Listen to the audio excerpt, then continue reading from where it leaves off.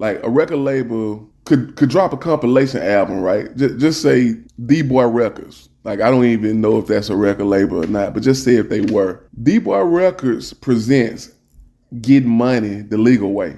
And the first song could be about selling drugs. And if it was jamming, we didn't even give a damn.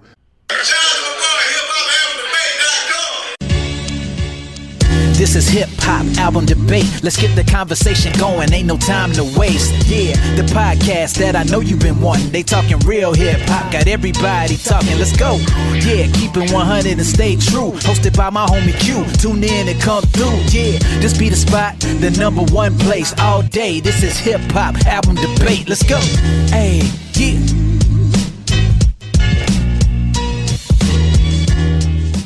Welcome to Hip Hop Album Debate, the podcast. This is Q, and this is episode 82. And the debate topic is, which was the better compilation album between Ryde or Die Vol.1 by Ruff Ryders or Violator, the album by Violator? All right. So, before we get into this, you guys be sure to like, share, subscribe, tell a friend to tell a friend to tell a friend. Dig that? All right, so let's get into this, man. Let's get into this. Compilations. Man, what a fun time, man, back in the 90s when we was seeing compilations from different rappers, different record labels. It was a cool time, man. I thought compilations were good because you could get away with a lot. You know, and what I mean by that, like a record label could drop a compilation album, right? Just say D-Boy Records. Like I don't even know if that's a record label or not, but just say if they were. D-Boy Records presents Get Money the Legal Way. And the first song could be about selling drugs. And if it was jamming, we didn't even give a damn. Hey, if it was if it was rocking, hey, that new compilation Go Hard by D-Boy Records presents Getting Money the Legal Way. Man, that shit go hard.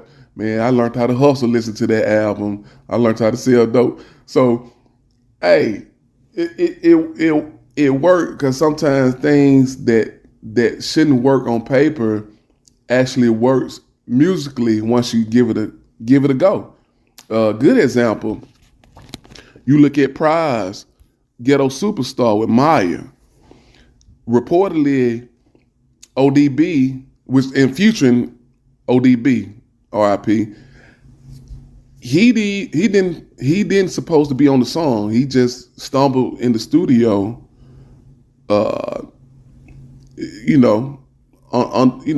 Not being him whole self. Well, I think the report was he was high, but I don't want to misreport that. But to my understanding, if I recall correctly, Pras was like, he just stumbled in the studio high, and he was like, man, let me record. So he got on the song, and Pras was gonna take him off. But he was like, man, this actually sounds good.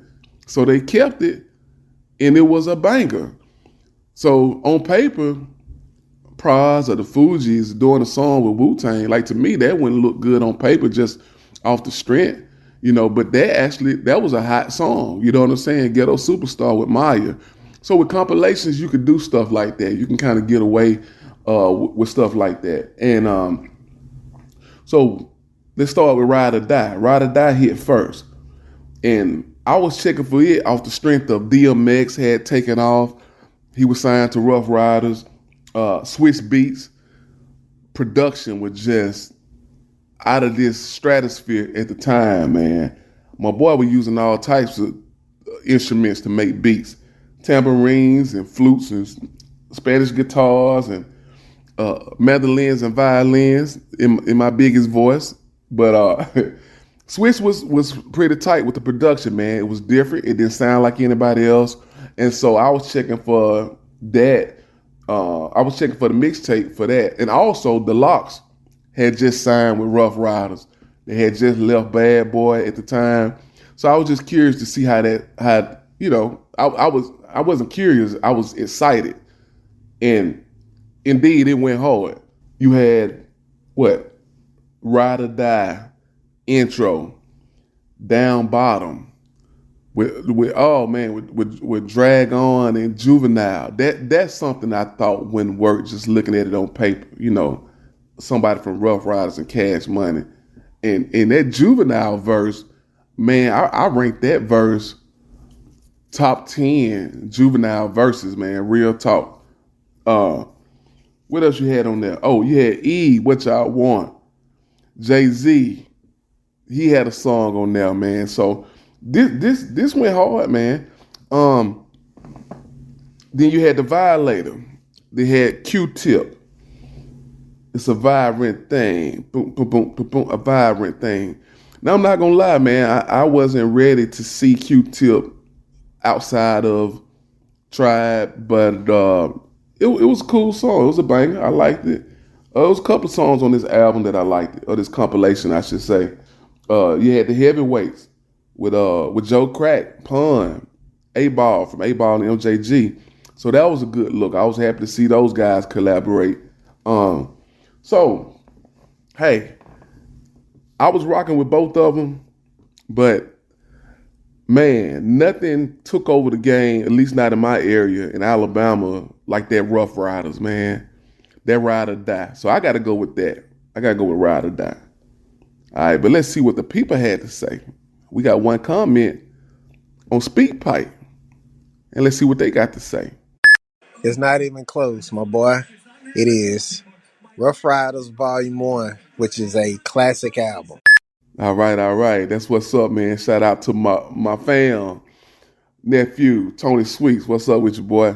And then we got one comment on Facebook, and that is Shalina says Rough Riders. All right, so let's see what the people had to say via polls. 12% said Violator, the album.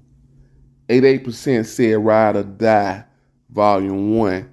There you have it. Y'all let me know something, man. Do you agree? You disagree with the polls? You agree with me? You agree with the comments or disagree? It's an ongoing convo. You know the play. Holler back at your boy Q. 3 words. I'm gone. Peace. Hey, yeah.